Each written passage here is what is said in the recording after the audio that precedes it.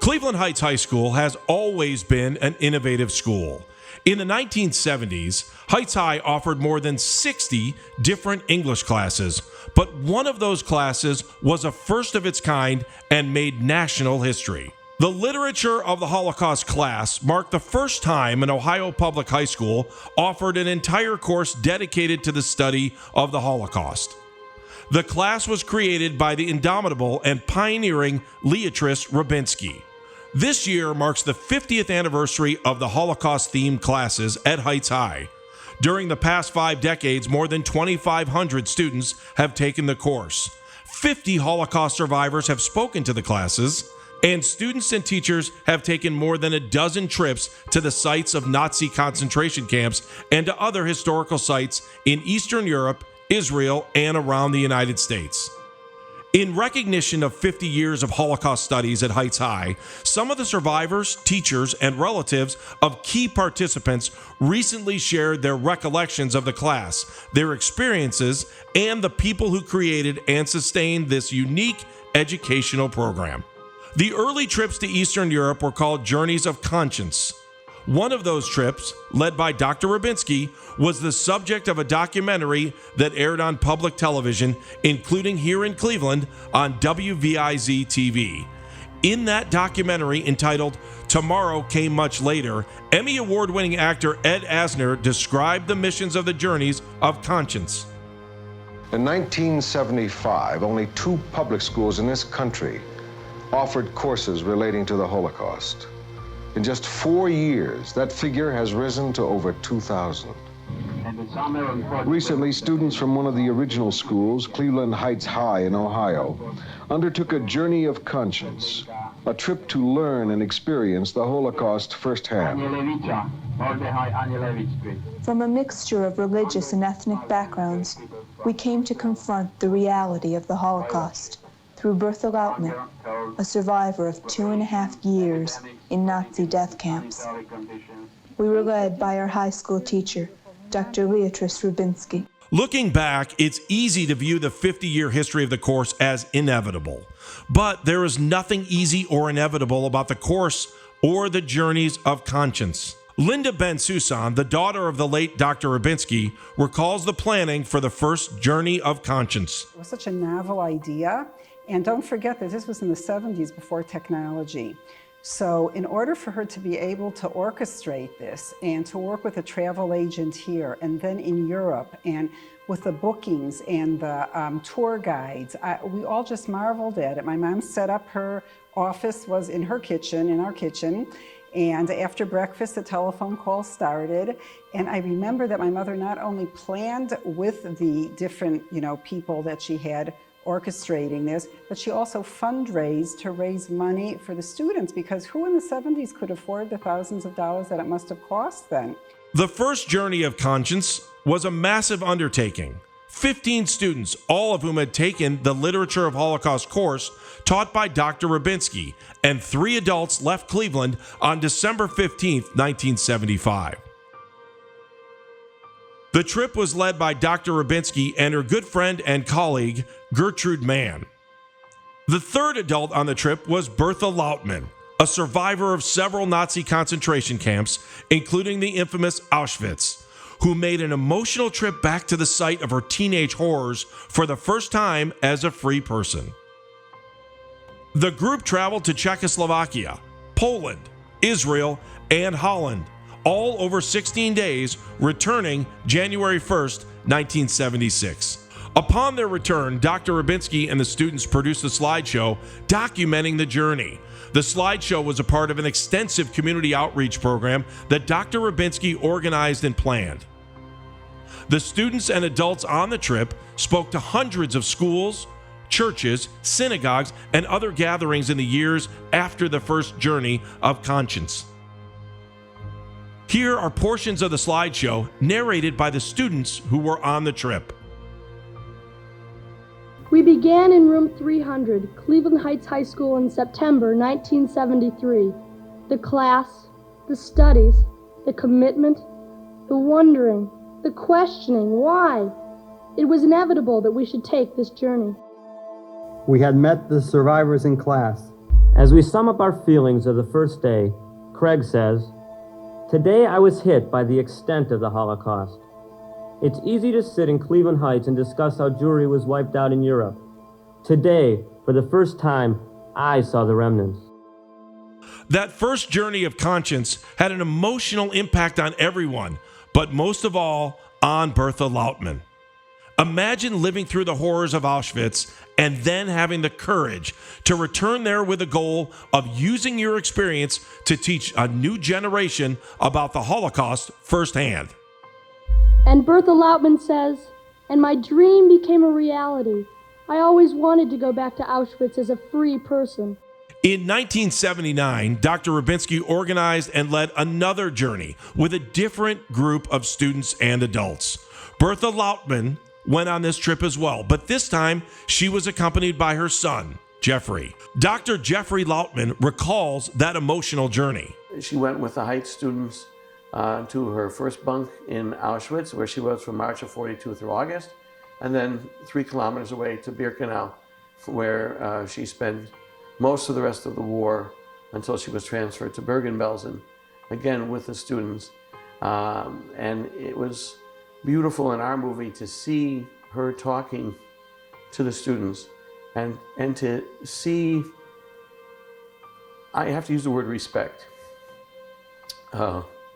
more than anything.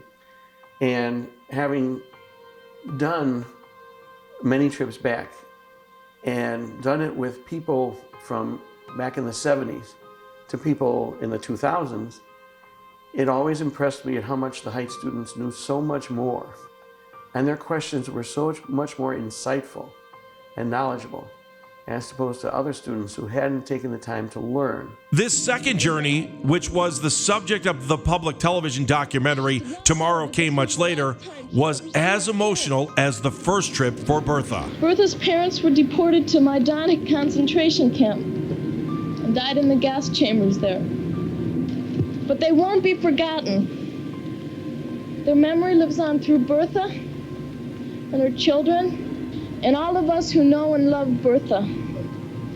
We've come 6,000 miles to pay tribute to Bertha's parents and all the others who have died here.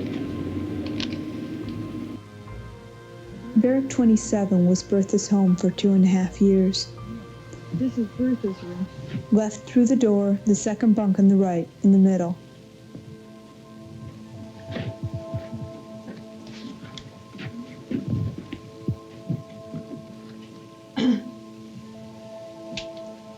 This was my bed.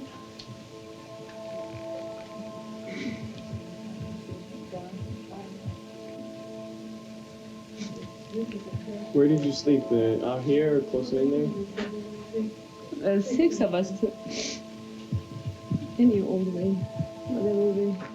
The first 2 groundbreaking journeys of conscience spawned other trips to the Holocaust sites by other members of the Cleveland community and other Jewish organizations. In 1995, Dr. Rubinsky led another journey, accompanied by Gita Frankel, a local survivor of Auschwitz and other concentration camps.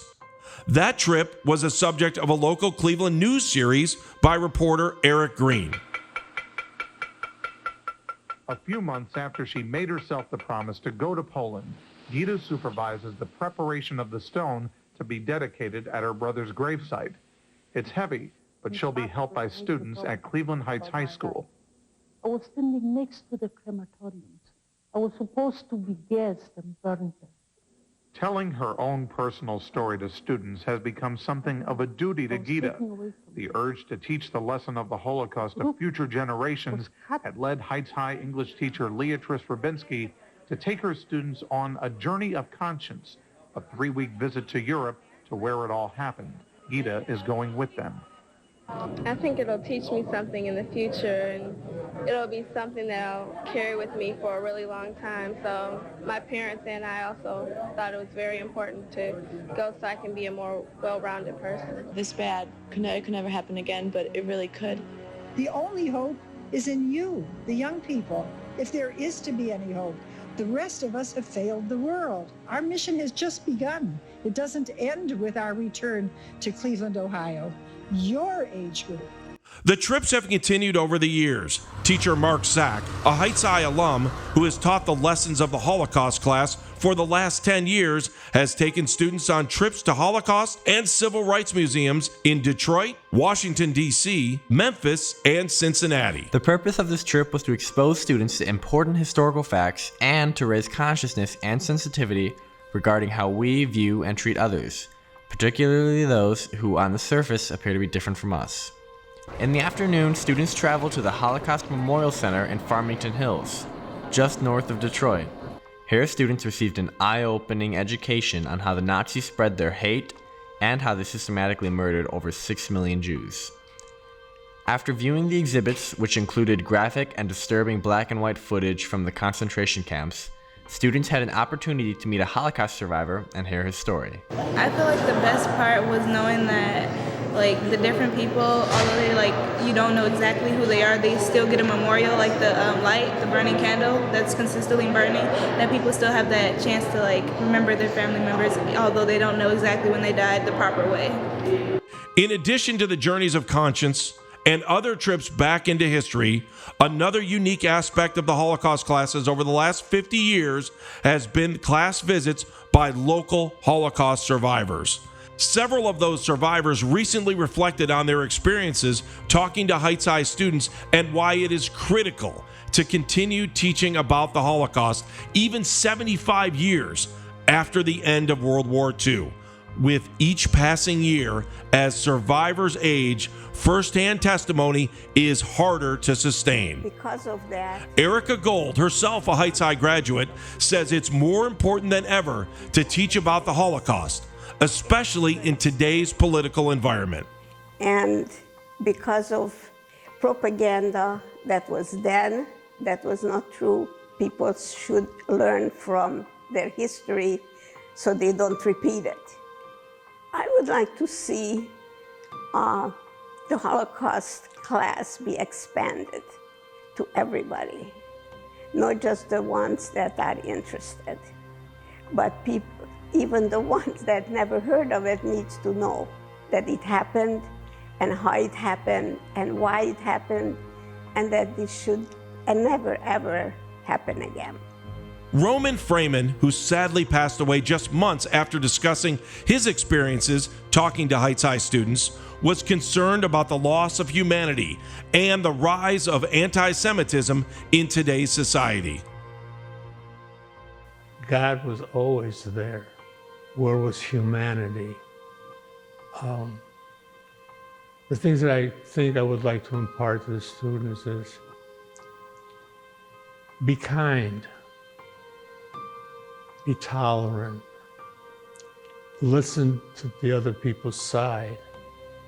And most importantly, I think, is that if you forget, who's going to remember? In the early 1940s, George Cronenberg's parents sent him from Germany to England for safety. He believes the most important thing for today's students to learn from the Holocaust is to respect others.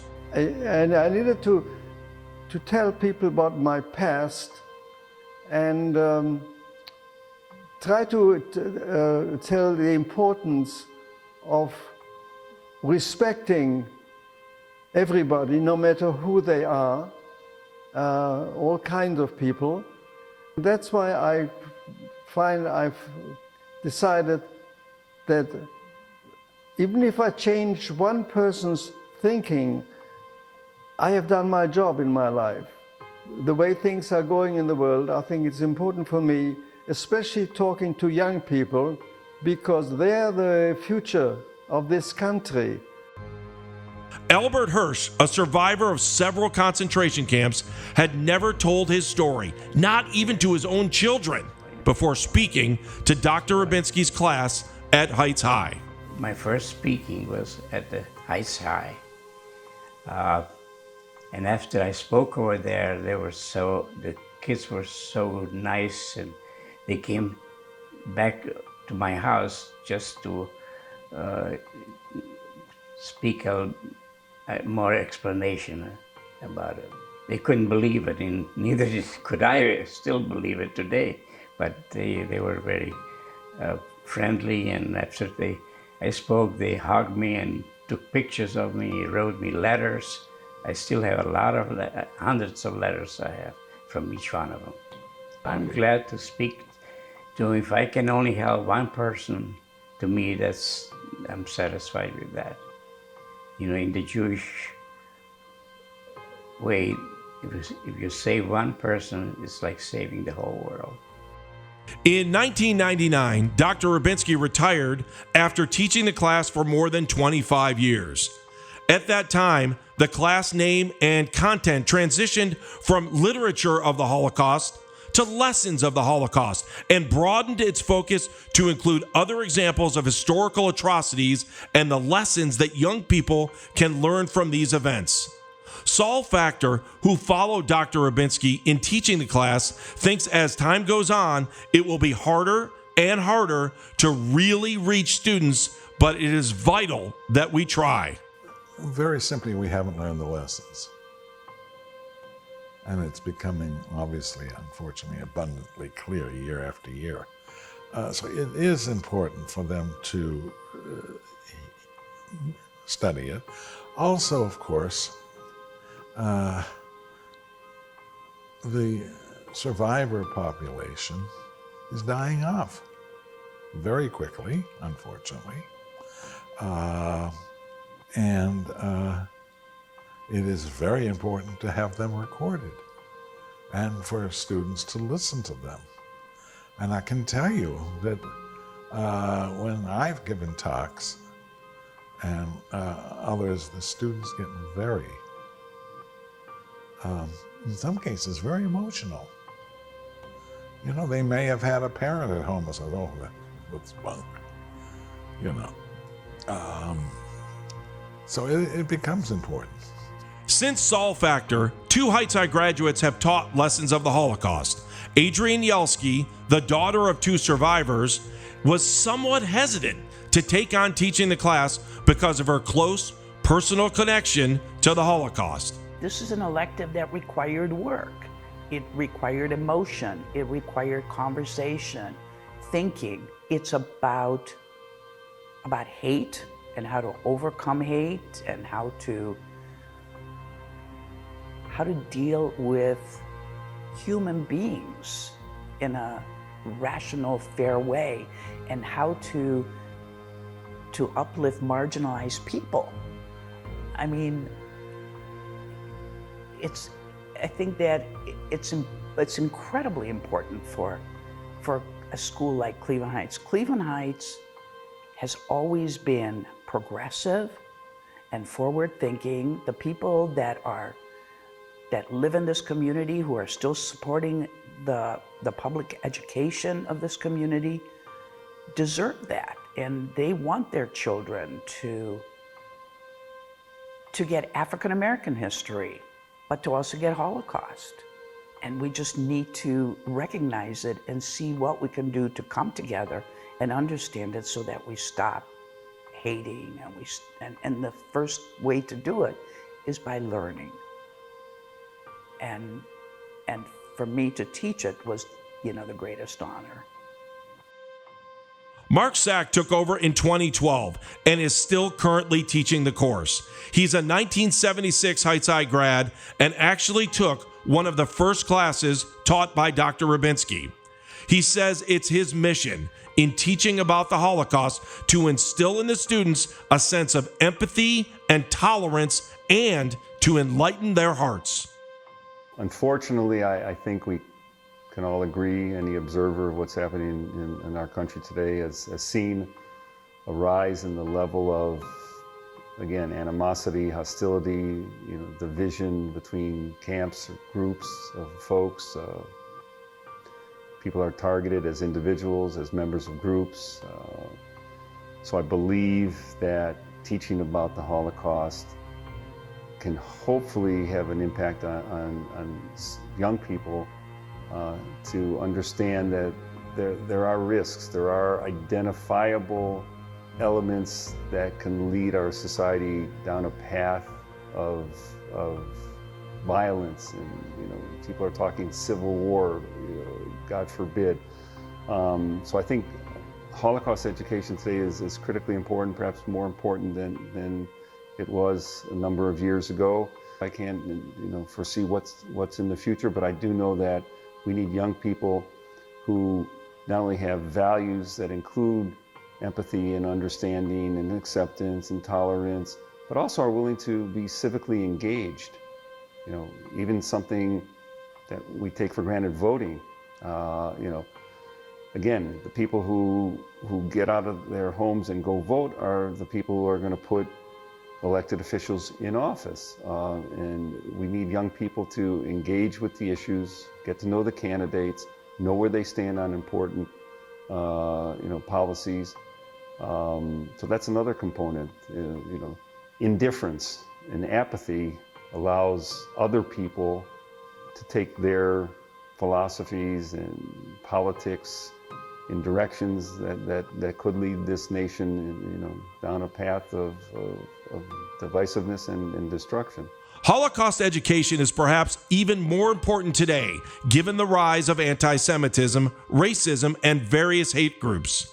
Summing up 50 years of Holocaust education and the need to continue in the future, Dr. Jeff Lautman says it's important to touch students emotionally. Their reason to teach the Holocaust comes down to one word, and that's hatred.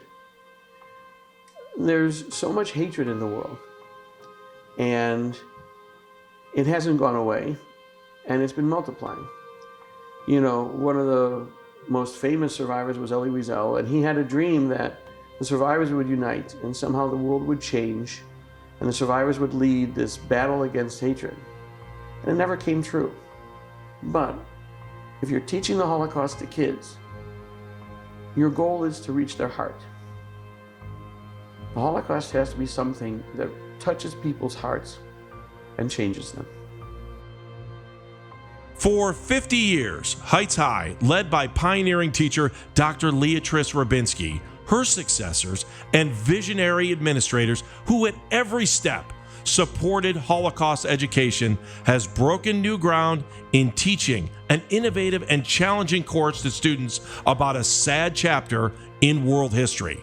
Through firsthand experiences at the sites of some of the most horrific moments of the 20th century, and through listening to the lived experiences of Holocaust survivors, Heights High students have been privileged to experience history firsthand.